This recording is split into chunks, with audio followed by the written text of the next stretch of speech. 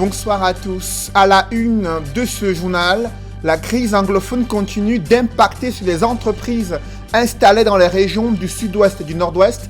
Cas d'illustration avec la CDC qui enregistre un manque à gagner évalué à plus de 12 milliards de francs CFA avec à la clé la destruction de ses équipements et de ses différents champs de production. Vous suivrez dans ce journal comment les employés limogés pour des raisons techniques boivent du noir et la réaction du gouvernement avec le ministre de l'administration territoriale qui promet la fermeté après le ton du chef de l'État appelant les différents groupes armés séparatistes à déposer les armes. Pendant ce temps, ce sont les religieux qui, eux, prônent la paix et le dialogue sur le théâtre de la crise anglophone. C'est le dossier du 20h. L'allègement de la dette contractée auprès de la Chine suscite des inquiétudes de la part des experts en économie. Ils pointent du doigt une mauvaise orientation de la dette publique au Cameroun et l'accélération d'un endettement qui pourrait orchestrer d'importantes pertes économiques d'ici 2030 si rien n'est fait pour améliorer la viabilisation des projets structurants au Cameroun. Nous en parlerons dans le journal de 20h.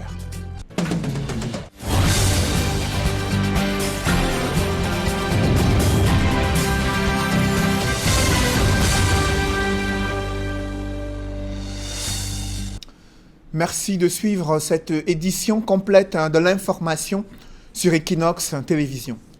C'est un autre visage de la crise anglophone, son impact sur des entreprises publiques installées dans les régions du nord-ouest et du sud-ouest, notamment la CDC, la Cameroon Development Corporation, qui enregistre un manque à gagner évalué à plus de 12 milliards de francs CFA. Une grande majorité de son personnel est en congé technique, faute de production, et pour cause, ces équipements sont détruits au quotidien sur le théâtre des affrontements armés entre ces groupes séparatistes et l'armée camerounaise. Et là, cette entreprise demandait des subventions plus importantes à l'État afin de survivre dans cet environnement de plus en plus difficile. On fait le point avec Gladys Sidji dans ce reportage. Le premier employeur du Cameroun après l'État est au bord de l'asphyxie. La situation à la CDC est d'autant plus préoccupante que 90% du personnel, en majorité originaire des zones en conflit et dont la masse salariale mensuelle s'élève à plus de 2 milliards de francs CFA, sont aujourd'hui menacés à cause de la violence dans le nord-ouest et le sud-ouest. Pour le top management, il faut agir dans l'urgence. Pour la relance de la CDC, je pense que après tout ce qu'on a vécu pendant ce temps et tout ce qu'on est en train de vivre même jusqu'à aujourd'hui, il faut trois choses. Une volonté, c'est un acquis. Cette volonté est là. Il faut une réhabilitation de plantation. Ça va coûter d'argent, beaucoup d'argent. Pour la filière l'huile de palme, notre estimation montre que nous avons besoin de 7,7 milliards de francs CFA. Pour la filière EVA, il nous faut 7,8 milliards de francs CFA. Pour la filière banane, il nous faut 14,1 milliards de francs CFA pour la réhabilitation. Et troisièmement, et moi je pense la plus importante condition, c'est la sécurité. Comment envisager la relance des activités dans ce climat d'insécurité? L'entreprise a lancé un appel à ses employés à surmonter la peur, à collaborer avec leur hiérarchie, les forces de sécurité et à regagner leur poste de travail. L'ouvrier CDC qui travaille dans les plantations doit avoir une certaine assurance parce qu'il n'y a personne derrière lui avec une fusée, avec un couteau qui pouvait lui faire du mal. Il nous faut cette sécurité avec urgence. À plusieurs reprises, des bureaux et unités de transformation ont été vandalisés et pillés, entraînant la cessation d'activité, sans oublier les assassinats et mutilations d'ouvriers. Aujourd'hui sans repère, plusieurs ont quitté leur ville d'origine, mais ont fini par y retourner parce que n'ayant pas trouvé autre chose à faire. Since May, I get to go here, and since where I come, I'll never go back. Come up for here, I go your own side. So I say not easy for chop malaba, no wrong come back. For can the manage farm work. La CDC spécialisée dans la production de l'huile de palme, du caoutchouc naturel, du thé entre autres, emploie près de 22 000 personnes. Et au sein du ministère de l'administration territoriale, il est désormais question pour l'année 2019 de matérialiser le temps ferme du chef de l'État à propos de l'appel à déposer les armes dans les camps des groupes séparatistes anglophones. Ce ministère compte également être le chien de garde du gouvernement pendant les élections municipales et législatives à venir cette année 2019. Des évocations et des priorités présentées lors des vœux adressés au ministre de l'administration territoriale.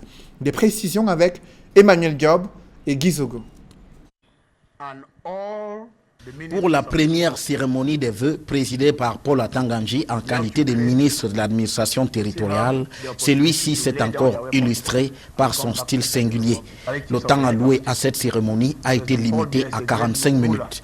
Après le discours bilan du secrétaire général sur l'année 2018, Paul Atanga-Nji a fixé le cap pour 2019. Le discours de son Excellence, Monsieur le Président de la République, chef de l'État, le 31 décembre 2018 reste la feuille de route de notre ministère. Parmi les priorités qu'il a relevées, les élections municipales et législatives de cette année. Nous allons faire ce que nous avons l'habitude de faire, c'est-à-dire sécuriser l'environnement, sécuriser les régions, sécuriser les départements, sécuriser les arrondissements et créer un climat favorable pour que ces élections se tiennent dans le calme, la sérénité et la transparence. Autre chantier d'envergure, la sécurité qui pour le ministre de l'administration territoriale doit être garantie. Nous allons davantage mettre en œuvre les hautes directives du chef de l'État en ce qui concerne la sérénité, la paix dans les régions du Nord-Ouest et dans les régions du Sud-Ouest. Nous allons travailler pour que la région de la Damawa puisse être davantage stable et que les bandits de grand chemin qui perturbent la quiétude des populations soient neutralisés et traduits à la justice. Dans ce registre, le ministre de l'administration territoriale s'est appesanti sur la situation dans le nord-ouest et le sud-ouest, l'idée force étant l'appel aux insurgés pour qu'ils déposent les armes. Nous allons renforcer la distribution de l'assistance humanitaire dans les régions du nord-ouest et du sud-ouest. Nous allons accompagner le comité national de désarmement, de démobilisation et de réintégration. Nous allons prêcher le langage de la paix. Nous allons demander aux terroristes de déposer des armes et de revenir dans la République. Mais, martèle le ministre de l'administration territoriale, dans la même lancée que Paul Biya, ceux qui ne s'y plieront pas subiront les rigueurs des forces de défense et de la loi. Ceux qui, pour une raison ou pour une autre, ne voudront pas déposer des armes, vont se heurter à la détermination de nos forces de défense. Derrière les poignées de main et les sourires échangés avec ses collaborateurs, le ministre de l'administration territoriale manie, comme souvent, la fermeté dans son approche. Et malgré le ton ferme du gouvernement contre les groupes armés sur le théâtre de la crise anglophone, des dignitaires religieux continuent de prôner la paix et le dialogue pour mettre fin à cette situation humanitaire désastreuse qui continue d'affecter les régions limitrophes au nord-ouest et au sud-ouest. Illustration dans le Mungo, où des pasteurs de l'église évangélique du Cameroun ont à nouveau interpellé les pouvoirs publics sur la situation humanitaire désastreuse qui affecte également ce département situé dans la région du littoral. D'autres précisions avec Jacques Molon et Flavien Valondongo.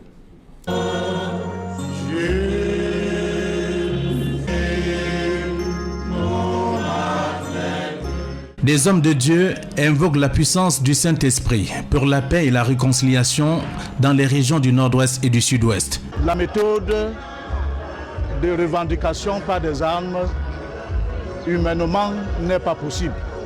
Il faut que des gens abandonnent, n'est-ce pas, des voies tortueuses pour incarner, n'est-ce pas, le pardon tel que le Seigneur Jésus-Christ nous l'a enseigné. Pour des pasteurs de l'église évangélique du Cameroun, Mungo Centre, la crise qui secoue les régions anglophones depuis plus de 2 ans a des répercussions graves sur la vie des fidèles. Au sommet de notre église, ça ne va pas. Au sommet de l'État, ça ne va pas. Donc nous interpellons après ce synode chacun à prendre conscience pour le bien-être du peuple camerounais. C'est pourquoi nous continuons de prier le Seigneur pour qu'il mette fin à ce problème qui dure 2 ans. En organisant le 5e synode dans le Mungo, des prélats interpellent non seulement des autorités administratives, mais aussi des fidèles à cultiver le pardon et le dialogue. Il faut revenir sur la base du dialogue. Le dialogue qui est, n'est-ce pas, approuvé par tous les humains. Il faut revenir au dialogue pour que la paix revienne au pays. Au terme du synode qui a regroupé les fidèles des 27 paroisses de la région, ces derniers ont invité des sans-foi-ni-loi qui sèment la terreur dans les régions anglophones à déposer des armes et prôner le dialogue.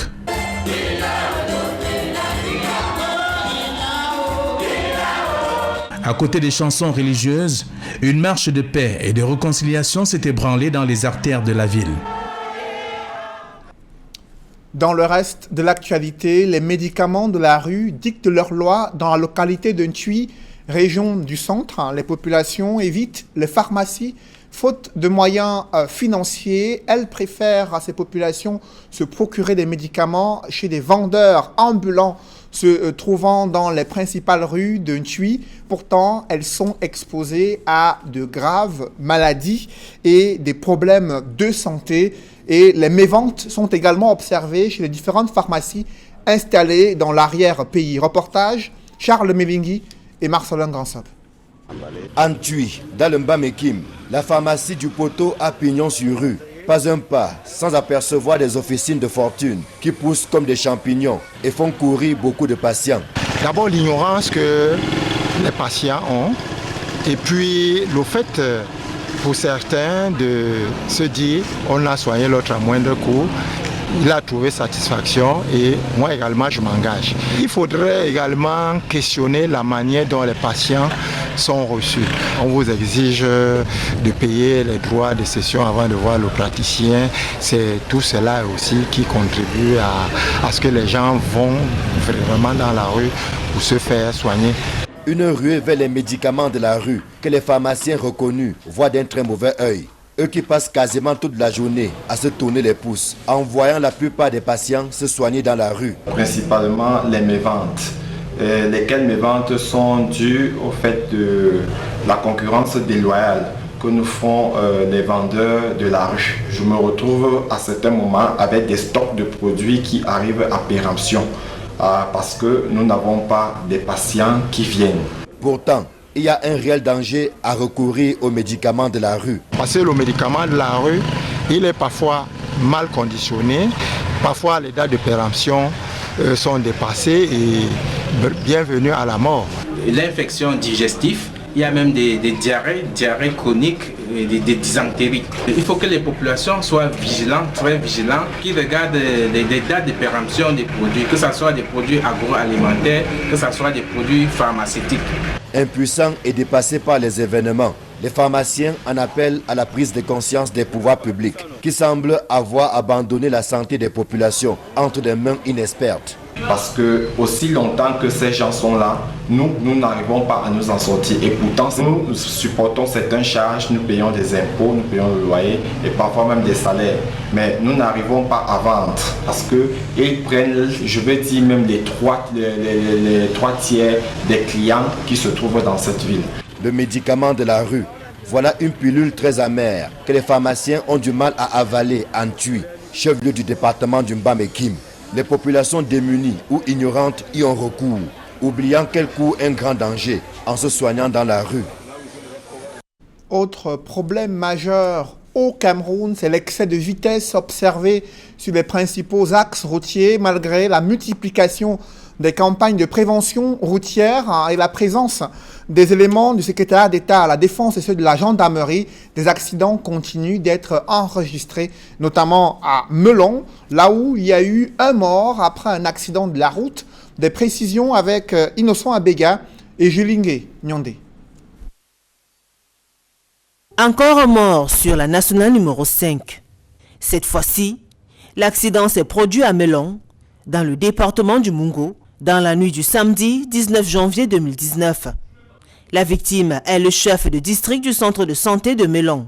Il montait avec les petits motos. Bon, le coaster descendait. C'est que la nuit, comme ça, quand il ne va pas les phares, il lance seulement. Donc, comme c'est monté, maintenant, là, vu qu'il y a un obstacle ici, là, il était obligé de laisser son côté pour en tirer en route. C'est là où le coaster l'a pris. Donc, le coaster galaba en bas et lui met les mots. Un autre usager qui perd la vie à cause du mauvais dépassement. L'une des infractions les plus récurrentes sur nos routes. Un accident de plus, voire de trop, qui préoccupe les responsables en charge de la prévention routière. Les usagers ne sont pas très coopératifs parce qu'il faut parfois les poursuivre afin de pouvoir les interpeller et récupérer les dossiers des véhicules. Les infractions les plus récurrentes dans cette zone, c'est il y a entre autres le non-respect de la limitation de la vitesse et puis les roues usées, les défauts de port de ceinture de sécurité. Après la nationale numéro 5, des contrôles systématiques ont été organisés sur la nationale numéro 3, plus précisément sur l'axe Aidé à Pouma, afin de sensibiliser les usagers sur le respect du code de la route. Tout le dispositif sécuritaire qui est mis en place par la gendarmerie depuis quelques années déjà, il faut le dire, contribue simplement à les sécuriser davantage et pas plus. Et il faut le préciser que la gendarmerie se déploie tel que vous pouvez l'observer de tout temps, que ce soit de jour, que ce soit de nuit, nous sommes sur le terrain et nous continuons sans problème, compte tenu de la qualité du matériel que nous avons, à assurer nos missions. Donc nous sommes sur le terrain, nous continuons à être sur le terrain, nous allons demeurer sur le terrain pour que nos routes soient sécurisées. La semaine consacrée à la prévention routière répond au concept actuel qui est contrôle, surveillance, répression. L'allègement d'une partie de la dette du Cameroun contractée auprès de la Chine remet au goût du jour la soutenabilité d'une dette évaluée à près de 6 000 milliards de francs CFA. L'accélération de cet endettement observé ces 10 dernières années suscite des inquiétudes chez des experts dans un pays où les crédits contractés sont mal orientés, gaspillés et souvent détournés avec des projets structurants immatures. C'est le constat que font des experts qui réagissent dans ce reportage que signent Faral Bounia et Donald Brice Kamgan. Le gouvernement s'en vante quasiment, la dette publique du Cameroun est soutenable.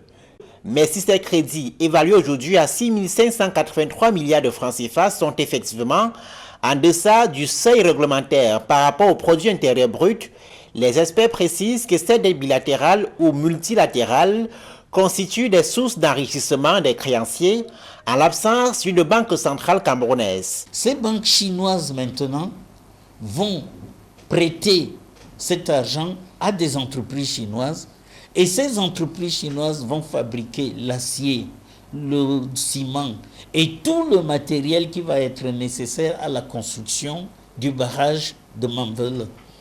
Et une fois que c'est fait, vous voyez que la monnaie qui a été créée en Chine a d'abord permis à la Banque centrale chinoise de récupérer 3% de taux de base. À Exim Bank de prêter à entre 12 et 15% aux entreprises chinoises. Les entreprises chinoises, pour acheter l'acier, le ciment et tout ce qui est nécessaire, vont demander aux entreprises chinoises de les produire. Il y a ensuite l'utilisation qui est faite de cette dette dans un Cameroun où les détournements de fonds publics et la qualité des projets réalisés inquiètent jusqu'aux bailleurs de fonds. Quand on décide de faire des projets, on ne consulte pas. Il n'y a plus un système de planification. Donc on dit on va aller avoir la CAN 2019. Et on se met, parfois on se casse la figure, parfois ça passe en coûtant beaucoup plus cher. Quand quelqu'un réussit à détourner 7 milliards, il y a évidemment là-dedans une bonne partie de l'argent qui a été emprunté aux conditions très dures que vous venez d'indiquer et malheureusement qui ne sera pas utilisé à bon escient. En tout cas, l'allègement annoncé de la dette du Cameroun envers la Chine, au sortir de l'audience entre un émissaire de Pékin et Paul Biya, renseigne sur le nouveau choix de Yaoundé. En fin d'année 2018, le chef de l'État avait indiqué que le gouvernement privilégierait désormais les prêts sans fort taux d'intérêt. La Chine s'inscrit dans ce registre. Dans l'escale internationale, c'est un nouveau coup dur pour Karim Wade et Khalifa Sall, le fils de l'ex-président sénégalais et l'ex-maire de Dakar, ont vu leur recours être rejeté par la Cour. Le Conseil constitutionnel au Sénégal, ils espéraient être de la course pour la présidentielle 2019. Désormais, leur espoir repose sur la Cour de la CEDEAO afin de se relancer pour pouvoir challenger l'actuel président du Sénégal. On fait le point avec Nadine Ngwanfo et Kediara. Karim Wade et Khalifa Ababakar Sall ne participeront certainement pas aux élections présidentielles de leur pays, le Sénégal. Leurs recours déposés auprès du Conseil constitutionnel ont été officiellement rejetés par l'organe qui a rendu publique la liste des 5 candidats retenus pour ces élections. Khalifa Sall aurait-il vu le mal venir? En effet, le 16 janvier dernier, ses avocats ont déposé contre l'État du Sénégal plusieurs requêtes concomitantes devant la Cour de justice de la CEDEAO qui siège à Abuja, la capitale nigériane. Parmi ces différentes requêtes, une procédure en accéléré a été ouverte afin que la Cour statue avant l'ouverture officielle de la campagne électorale, prévue le 3 février prochain. Pour ce qui est de la requête introduite par Karim Wade devant la même Cour, elle n'a toujours pas été étudiée. En attendant la conclusion de ces différentes affaires, le Conseil constitutionnel a validé les candidatures de 5 personnes, à savoir le député Ousmane Sonko, l'ex-premier ministre Idrissa Seck, Madické Niang, un proche de l'ancien président Abdoulaye Wade, El Hadji Sall, le candidat du Parti de l'Unité et du Rassemblement, et enfin de Macky Sall, le président sortant. La Commission de l'Union africaine vient de prendre note de la proclamation par la Cour constitutionnelle de la République démocratique du Congo des résultats définitifs des élections présidentielles, législatives et régionales. La Commission de l'UA lance un appel à tous les acteurs concernés pour qu'ils œuvrent à la préservation de la paix, de la stabilité, ainsi que la promotion de la concorde nationale au Congo-Kinshasa, et réitère la disponibilité continue de l'Union africaine à accompagner la République démocratique du Congo en cette phase critique de son histoire. La délégation de haut niveau qui devait s'y rendre à Kinshasa ce jour a été reportée et un rapport sera soumis au sommet de l'Union africaine prévu en février 2019. C'est en substance la réaction de la Commission de l'Union africaine après la proclamation des résultats et la décision de la Cour constitutionnelle du Congo-Kinshasa qui a reconnu vainqueur de cette élection présidentielle, Félix Tshisekedi. Et précisons que la cérémonie d'investiture est prévue en fin de semaine à Kinshasa, la capitale de la République démocratique du Congo. À présent, évoquons cet élan de cœur d'Equinox Télévision, la caravane Noël en cœur qui s'est ébranlée du côté de Yaoundé afin de donner du sourire aux enfants démunis durant les fêtes de fin d'année avec son partenaire, les Brasseries du Cameroun, mais aussi l'expression de la solidarité des millions de téléspectateurs d'Equinox Télévision. Ces enfants ont reçu des cadeaux et des denrées alimentaires. Reportage avec Cyril. Equinox Télévision n'a pas dérogé à la règle. Avec son partenaire, le groupe SABC, la chaîne du peuple a parcouru les orphelinats de la ville de Yaoundé pour apporter du sourire aux enfants démunis à l'occasion de la fête de Noël. Premier arrêt, l'orphelinat La Maison des Enfants au quartier Messassi, où des cadeaux composés de jouets, de vivres, de boissons gazeuses et autres sont remis aux enfants. Au centre communautaire de l'enfance, orphelinat Ngulzamba en plein cœur de Yaoundé. C'est avec émotion que les responsables, mais surtout les enfants qui reçoivent des cadeaux expriment leur satisfaction. Nous vous remercions tout ce groupe qui a voulu se déplacer de chez eux pour venir faire les dons dans cet internat parce que nous allons fêter la fête de Noël. La fête de Noël est d'abord la fête de la visite où le Fils de Dieu vient visiter les hommes. Et aussi, déjà votre visite est déjà cet acte de bonté-là que le Seigneur vient nous visiter. Donc nous accueillons ça à cœur ouvert pour pouvoir magnifier notre fête de Noël. À la Fondation FACT, au quartier Emana, les enfants chantent au nom de Jésus en voyant venir la caravane Noël en couleur d'Equinox Télévision.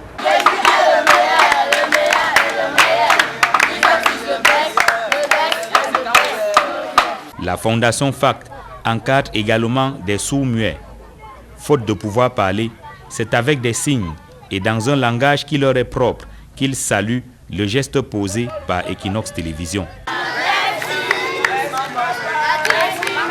D'une fondation à une autre, l'objectif est le même, donner du sourire aux enfants, comme ici à la Fondation Koni au quartier Biémassi. Nous sommes très contents de vous voir. Nous vous disons 1000 fois merci et nous prions le Seigneur de vous accorder toutes les grâces. L'orphelinat Sainte-Thérèse au quartier Obili constitue la 5e étape de la caravane Noël en cœur d'Equinox Télévision, accompagnée par les brasseries du Cameroun. Installés dans une crèche de fortune, les pensionnaires reçoivent la caravane avec joie et allégresse.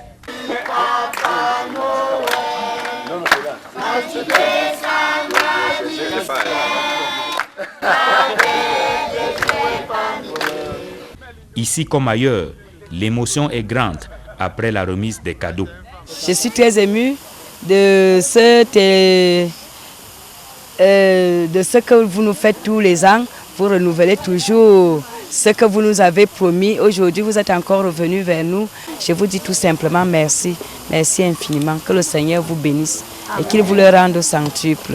Equinox Télévision et le groupe SABC parcourent ensuite les coins et recoins de la ville de Yaoundé pour retrouver la fondation Good Shepherd au quartier Oyomabang. Ici aussi, des cadeaux sont offerts pour le bonheur des enfants, à l'instar de ce petit qui n'hésite pas à s'amuser avec le jouet qu'il vient de recevoir. Merci, je vous souhaite joyeux Noël. Vous pensez chaque année à nous. Soyez les bienvenus. Que Dieu vous bénisse et bénisse aussi l'Equinox, les brasseries et vos familles respectives. À l'orphelinat La Bonne Case à Zamengwe, dans la périphérie de Yaoundé, l'accueil est tout aussi chaleureux.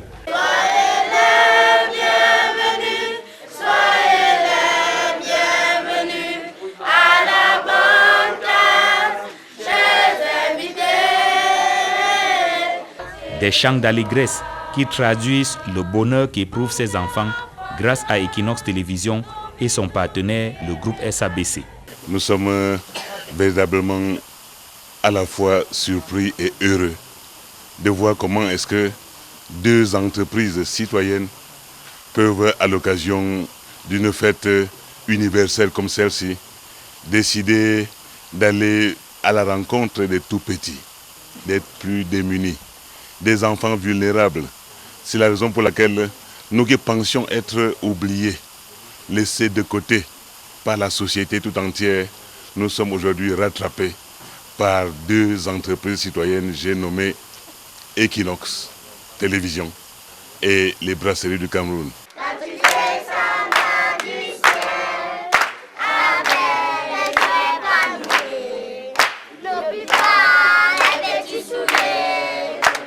Au final, c'est une journée bien chargée pour le groupe SABC qui vient de remplir l'une de ses missions d'entreprise citoyenne. Le groupe SABC, depuis 70 ans, chaque produit est un engagement au développement du Cameroun.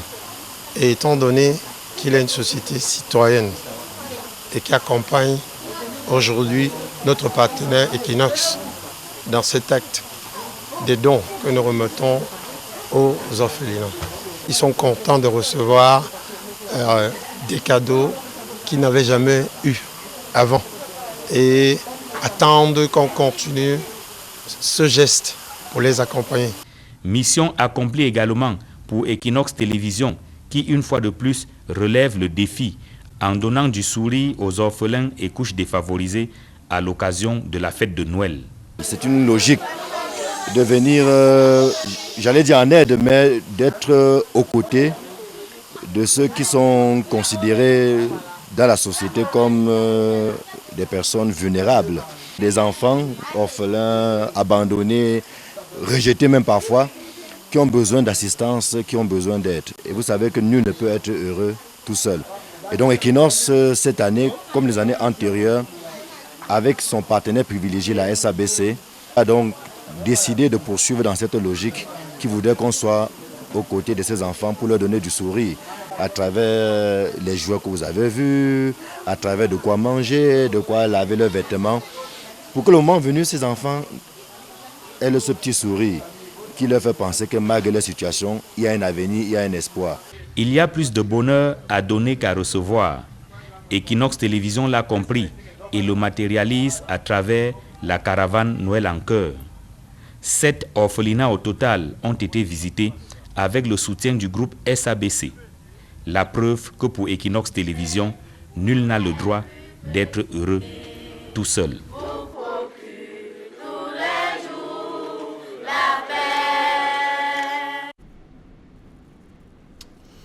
Mesdames, Messieurs, c'est la fin de ce journal. Merci d'avoir suivi. Juste après cette édition de 20h, retrouvez Serge Alain Autou et ses invités pour le débrief du journal sur le plateau d'Equinox Soir. Serge Alain.